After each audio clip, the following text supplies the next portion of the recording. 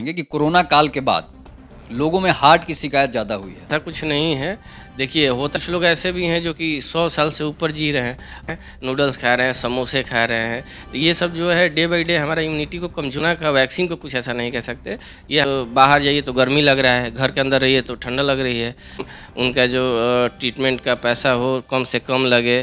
फिर डॉक्टर के पास जाइएगा 2000-3000 रुपए का जो है जाँच ये लोग ले रहे हैं। जो सरसों तेल हम लोग खाते हैं वो भी कोलेस्ट्रॉल बहुत ज़्यादा बढ़ाता है। ऐसे पैसे का मुझे ईमानदारी का खिलाना है। लाइफ़स्टाइल मॉडिफ़िकेशन जो है ना, वही सबसे बड़ा इफ़ेक्ट कर रहा है। हम तो जिस भगवान का पूजा करते हैं, उनके कोई गुरु ही नहीं है। हम शंकर भगवान का पूजा करते हैं।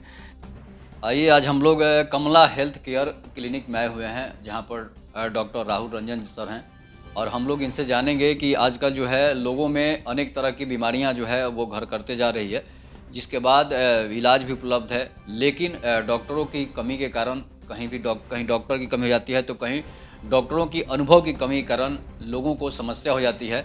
उसी के बारे में थोड़ा सा हम लोग चर्चा करेंगे। सबसे पहले आपका हमारे चैनल पर स्वागत है। बहुत बहुत धन्यवाद आपके चैनल पे और आपके चैनल को देखने वाले सभी को नमस्कार। अच्छा, आप किस चीज़ का इलाज करते हैं? हमारे यहाँ फिजिशियन का सभी काम है और माइनर ओटी जितना भी हो गया का टाका डालना। फिजिशियन में आपको डेंगू, मलेरिया, टाइफाइड और भी जितने भी दमा हो गया, अस्थमा हो गया, ब्रोंकाइटिस हो गया, मतलब सांस से रिलेटेड हो गया, पेट से रिलेटेड हो गया, मस्तिष्क से रिलेटेड हो गया, तो सब कुछ का ओवरऑल इलाज होता है। अच्छा, आप कहाँ से एमबीबीएस किए? हम तो मैंगलोर से एमबीबीएस किए हुए थे। AJ institute of medical science research centre है मैंगलोर में। कब किए? हमारा मेरा बैच जो है 2015 बैच है और 3 साल हो गया प्रैक्टिस करते हुए। मैं केरला में था, प्रैक्टिस कर रहा था। उसके बाद आया तो यहाँ पे अभी गवर्नमेंट जॉब में हूँ। तो मतलब आप सरकारी हॉस्पिटल में हैं या अपना क्लिनिक? दोनों ही हैं। अपना क्लिनिक मतलब ड्यूटी के बाद है और वैसे जो एम्बुलेंस चल रही है डॉक्टर आपके द्वार, उसमें भी हूँ। अच्छा, डॉक्टर आपके द्वारा जो सांसद निधि से जो बनाया जाता है उसमें भी यहाँ के हैं। और इसके बाद हम आपसे एक थोड़ा सा बात जानना चाहेंगे कि कोरोना काल के बाद लोगों में हार्ट की शिकायत ज़्यादा हुई है।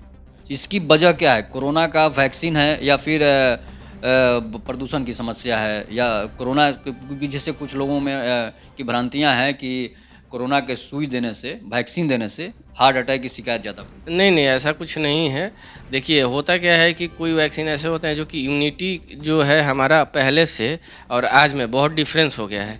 पहले के लोग जो थे कि बिना ऑर्गेनिक, मतलब जो भी खाद वगैरह हो गया, वैसे खाना नहीं खाते थे। पहले के शुद्ध खाना होता था, जो भी अनाज भी होती थी बहुत ही शुद्ध होती थी। आज के खाने में क्या है कि ऑर्गेनिक बहुत ज़्यादा बढ़ गया है, तो इम्यूनिटी डे बाय डे हम लोग का कमज़ोर होता जा रहा है। इसके वजह से हो सकता है कि हार्ट अटैक का चांसेस ज़्यादा हो रहा है। वैक्सीन में कोई ऐसी तरह प्रॉब्लम नहीं है। वैक्सीन जो था, जो इम्यूनिटी पावर बढ़ाने के लिए दिया गया था, तो ये समस्या उससे तो नहीं है ना, कि मतलब मान लीजिए कि आपको खाने की क्षमता है 10 रोटी, आपको दे दिया गया 20 रोटी, तो उससे तो समस्या हार्ट पर ही असर करेगा। नहीं, नहीं, ऐसा कुछ नहीं है। वो इम्यूनिटी हम लोग का देखिए डे बाय डे इम्यूनिटी कमज़ोर हो गया है। कुछ लोग ऐसे भी हैं जो कि 100 साल से ऊपर जी रहे हैं और आज के डेट में ऐसे भी हो गए हैं कि 40 साल में भी लोग एक्सपायर कर जा रहे हैं। तो इम्यूनिटी हम लोग का खान-पीन सही नहीं है। सबसे बड़ा दिक्कत इसमें ये है फास्ट फूड। जैसे लोग हैं अच्छे से खाना नहीं खाते हैं, ज़्यादा हो गया, चाउमीन खा लिए, नूडल्स खा लिए, फिर मोमोज़ खा लिए। शाम को जो नाश्ता है, और पहले के लोग जो थे नाश्ता करते थे, घर में हम लोग का भुंजिया होता था, चना होता था, तो ये सब जो चीज़ें हैं कैल्शियम, पोटेशियम, ये सब भरपूर मात्रा में देती थी। लेकिन आज के लोग क्या खा रहे हैं? नूडल्स खा रहे हैं, समोसे खा रहे हैं। तो ये सब जो है डे बाय डे हमारा इम्यूनिटी को कमज़ोर कर रहा है, वीक कर रहा है। इसलिए हम लोग कोरोना का वैक्सीन को कुछ ऐसा नहीं कह सकते, ये हमारे इम्यूनिटी में प्रॉब्लम है। मतलब कि साफ-साफ है कि फास्ट फूड जो है, वो शरीर को हेल्थ डाउन करने में सबसे बड़ी अहम भूमिका निभा रहा है। उसके बाद अच्छा, इस समय जो है दमा का बीमारी ज़्यादा फैल रही है, खाँसी, सर्दी ज़्यादा फैल रही है। इसका इसके इसके ये क्या समस्या है? ये सबसे बड़ा प्रॉब्लम है सीज़नल वेरिएशन का। अभी सीज़न चेंज हो रहा है, तो इस सीज़न में क्या है, अब बाहर जाइए तो गर्मी लग रहा है, घर के अंदर रहिए तो ठंडा लग रही है। तो लोग क्या रहे हैं, अब कोल्ड ड्रिंक पी लिए, अंगूर खा लिए, संतरा खा लिए, मतलब मॉर्निंग टाइम में खा लिया, रात को खा लिए। तो इसमें क्या है कि थोड़ा-सा वेरिएशंस आते हैं, तो फेफड़े में क्या है कि सर्दी, खाँसी, बुखार होने का भी चांसेस रहेगा। इसमें हम यही सलाह देंगे कि गर्म पानी का सेवन करें, ठंड चीज़ों का परहेज़ करें। नहीं हो तो ज़मीन के नीचे का फल सब्ज़ी न खाएँ तो ज़्यादा बढ़िया रहेगा। अच्छा, एक और पब्लिक की समस्या मैं आपसे थोड़ा-सा जान लेना चाहता हूँ कि डॉक्टर के पास आदमी इलाज कराने जाता है सर्दी खाँसी का, डॉक्टर इलाज बहुत सारा जैसे जाँच की प्रक्रिया कर देते हैं, बहुत से पब्लिक को परेशानी होती है, पैसे की भी समस्या होती है, ऐसा क्यों डॉक्टर साहब? तो सबका अपना-अपना ये है क्राइटेरिया है, ट्रीटमेंट है, अब हम उसमें इंटरफेयर तो नहीं कर सकते। लेकिन हमारे पास जो भी लोग आते हैं, मेरा टारगेट ये रहता है कि हमारे यहाँ से खुश होकर के जाएँ। कम से कम मतलब उनका डायग्नोसिस हो, कम से कम उनका जो ट्रीटमेंट का पैसा हो, कम से कम लगे, ब्लड टेस्ट जितने भी हो, कम से कम में हो जाए। क्योंकि पैसा गरीब लोग जैसे हैं, गरीब वर्ग के लोग हैं, अब कितने भी हॉस्पिटल में हम लोग देख रहे हैं, जा रहे हैं तो 20,000, 25,000, 15,000 आजकल आम बात हो गया है। कोई भी डॉक्टर के पास जाइएगा 2,000, 3,000 रुपए का जो है जाँच ये लोग लिख देते हैं। 2-3 हज़ार रुपए का जो है आपको दवा लिख देंगे और फीस तो लमसम मान के चलिए कि 4,000 से 5,000 रुपया ये हो जाता है। लेकिन हमारे पास ऐसा नहीं है।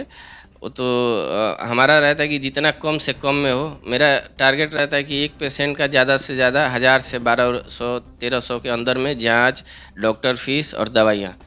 वो अब इस समय जो है एक और बीमारी ज़्यादा तेज़ी से फैल रही है, जैसे कि कोलेस्ट्रॉल बढ़ जाता है लोगों का। हाँ।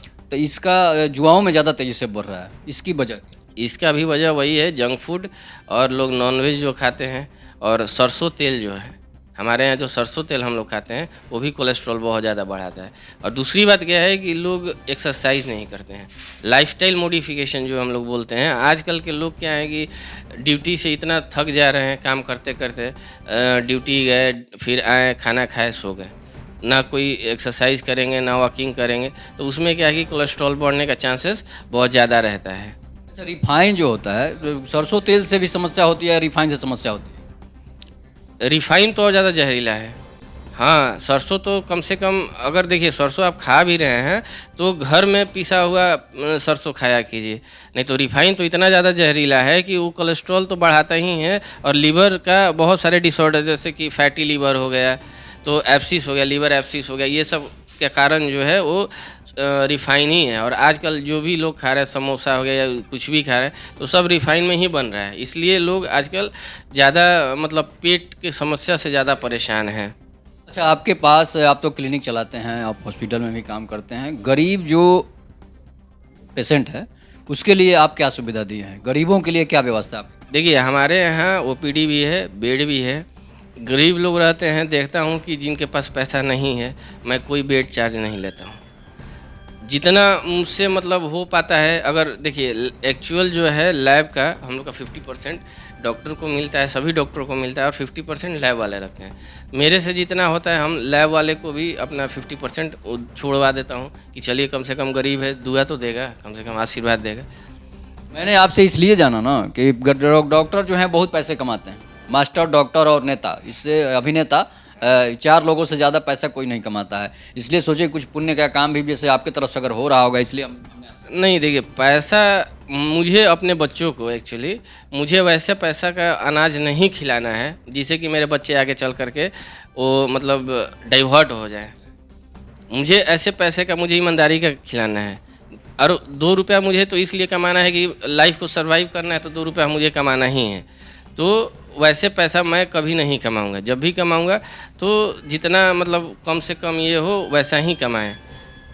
अच्छा, आयुष्मान कार्ड से आपका आपके पास इलाज होता है? नहीं, नहीं, ये तो क्लिनिक को नहीं मिलता है, ये उसके लिए हॉस्पिटल होना चाहिए। हमारे यहाँ 2 ही बेड हैं, तो हमारे यहाँ आयुष्मान का ये नहीं है। लेकिन हमारा एक सरैया में ओपन होने जा रहा है KDR poly clinic and nursing home. So उसमें क्या होगा कि हम लोग विदिन 1 ईयर वो आयुष्मान कार्ड हो गए और प्राइवेट जितने भी इंश्योरेंस हैं, हेल्थ इंश्योरेंस, वो सब हम लोग अवेलेबल कराने का काम करेंगे। अभी रजिस्ट्रेशन का प्रोसेस चल रहा है और रजिस्ट्रेशन हो जाएगा तो आयुष्मान भी उसमें आ जाएगा। एक आपसे बात जानना चाहेंगे, आयुष्मान कार्ड जिसका बना हुआ है, अगर मान लीजिए कोई जिससे बीमारी का इलाज होता है, तो कैसे पता चलेगा कितने पैसे का इलाज हुआ, कितने का नहीं हुआ, ये सब चीज़ें? ये सब जो भी चीज़ें हैं वो आपको हॉस्पिटल में मतलब एक रिकॉर्ड एचआर डिपार्टमेंट होता है, उन लोगों के पास सब कुछ डिटेल रहता है कि अगर आप ये ऑपरेशन के लिए गए तो उसमें डॉक्टर चार्ज कितना है, नर्सिंग चार्ज कितना है, बेड चार्ज कितना है, ऑपरेशन का चार्ज कितना है, सब कुछ मतलब वो एचआर डिपार्टमेंट देता है। हाँ। अच्छा, एक और बात जानना आपसे चाहेंगे कि आजकल आप चर्म रोग के बारे में आपको पता है? जी। तो जैसे बाल दाढ़ी जो है कम उम्र में लोगों को क्यों पक जाता है? वही तो मैं बोल रहा हूँ, लाइफस्टाइल मॉडिफिकेशन जो है ना, वही सबसे बड़ा इफ़ेक्ट कर रहा है। अब कम उम्र के लोग धूम्रपान भी कर रहे हैं, कम उम्र के लोग अल्कोहलिक भी हैं, दारू भी पी रहे हैं। मतलब लाइफस्टाइल ही चेंज हो गया है, तो इसके वजह से तो बाल दाढ़ी पकना मतलब ऑब्वियसली वो अच्छा, सही। इसमें चाय कॉफ़ी की क्या भूमिका है? इसमें तो वो तो बहुत ज़्यादा भूमिका है। आज के लोग जो हैं चाय पी करके मतलब दिन भर में 10 बार चाय पीते हैं, 12 बार चाय पीते, तो इसमें क्या है कि आप अपने शरीर को ख़राब कर रहे हैं। मैं तो कभी चाय ही नहीं पीता हूँ इसी वजह से। अच्छा, आपने कभी चाय नहीं, मैं नारियल पानी पी लूँगा, चाय कभी नहीं पीऊँगा। चाय पीते तो हमने आपको देखा है। नहीं, नहीं, कभी नहीं, आप कभी चाय नहीं पीते? कभी नहीं पीता हूँ। चलिए, ये तो बहुत अच्छी बात है।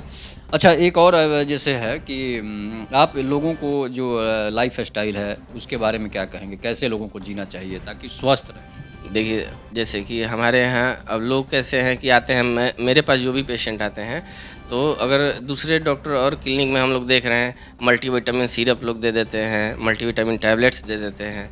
हमारे यहाँ मैं क्या बोलता हूँ, आप सत्तू पियो, जो घरेलू चीज़ है, सत्तू पियो आप। खाँसी है, थोड़ा छाती में जो है आप घी लगा लो, या फिर गर्म पानी में घी और नमक डाल कर के पी लो। उससे क्या है कि जितने भी बलगम है बाहर आ जाएँगे।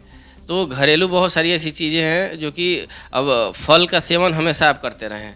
खाना जो है सुबह में अच्छा मतलब भरपूर मात्रा में कीजिए, लेकिन दोपहर और रात को तो समझिए कि मतलब स्किप ही कीजिए।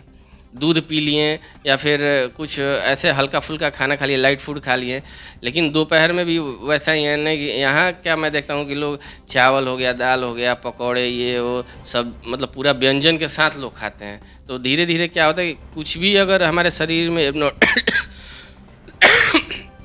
कुछ भी दिक्कत होता है तो एक दिन से नहीं होता है, वो धीरे-धीरे डेवलप करता है। तो वैसा ही मतलब ज़्यादा से ज़्यादा कोशिश कीजिए कि घर में थोड़ा नींबू का सेवन ज़्यादा कीजिए।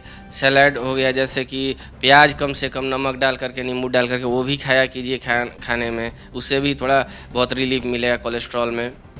सत्तू डेली पिया कीजिए, उससे जितने भी अब किसी लोगों को जैसे कि है हार्ड स्टूल होता है, जैसे कि बहुत कड़ा लैट्रिन होता है, तो उसमें सत्तू बहुत ही अच्छा मतलब काम करता है। आप सत्तू नींबू वगैरह डाल, गैस्ट्राइटिस जो हो गया उसमें भी आप ये सत्तू सेवन कीजिए, उसमें जो है आपको गैस्ट्राइटिस नहीं होगा, एसिडिटी नहीं होगा। और पानी का सेवन ज़्यादा कीजिए, कम से कम पानी जो है 3 लीटर कम से कम पिया कीजिए।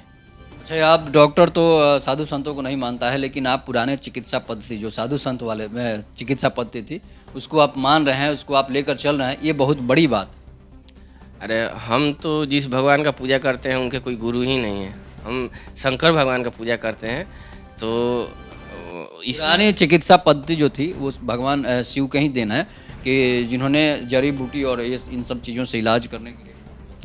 जड़ी बूटी देखिए कुछ ऐसी चीज़ें हैं, जैसे कि अब मैंने देखा है कि होम्योपैथिक में घाव अगर हो जाता है तो होम्योपैथिक में बहुत अच्छा इलाज है और सस्ते में इलाज है। कुछ ऐसी चीज़ें हैं जो कि होम्योपैथिक में बहुत अच्छे से कम पैसे में हो जाते हैं, और कुछ ऐसी चीज़ें हैं कि होम्योपैथिक में कुछ भी कर लीजिएगा वो इलाज नहीं हो पाएगा। तो डिफ़र करता है, मतलब सिचुएशन के अनुसार डिफ़र करेगा कि कौन सा रोग कैसे ठीक किया जाए। इसलिए कि जानते हैं गिल्टी उल्टी जो होता है, छोटा बहुत बड़ा, वो होम्योपैथिक से जल्दी इलाज। हाँ, बिल्कुल, वो बिल्कुल सही है। गिल्टी वगैरह धीरे-धीरे वो क्या करेगा, होम्योपैथिक में थोड़ा-सा बढ़ेगा, फिर ऑटोमैटिक 5-6 महीना में ठीक हो जाता है। तो बहुत सारी ऐसी चीज़ें हैं जो कि एलोपैथ में हम लोग ठीक नहीं कर सकते, और बहुत सारी ऐसी चीज़ें हैं जो कि होम्योपैथिक में भी ठीक नहीं कर सकते हैं। तो आपने जाना डॉक्टर राहुल रंजन जी से, जिन्होंने पुरानी चिकित्सा पद्धति से लेकर होम्योपैथिक चिकित्सा के बारे में भी इन्होंने जानकारी दी, जो कि बहुत काबिल तारीफ़ है इनकी बातें। अगर आपको इलाज कराना हो, जिन लोगों को गरीब से गरीब लोग हैं, तो आप डॉक्टर राहुल रंजन सर के क्लिनिक के पास आ सकते हैं, जिनका पता जो है वो जगदेव नगर में है। जो मंदिर है, भगवान शिव का मंदिर है, गली नंबर 11 है, गणेशपुरी का इलाका है जो जगदेव नगर में पड़ता है। आप यहाँ पर आकर कमला हेल्थ केयर क्लिनिक में इलाज करा सकते हैं। और हमारे जो भी दर्शक हैं, अपने तरफ से आप क्या कहना चाहेंगे? फ्री में इलाज कुछ बता दीजिए।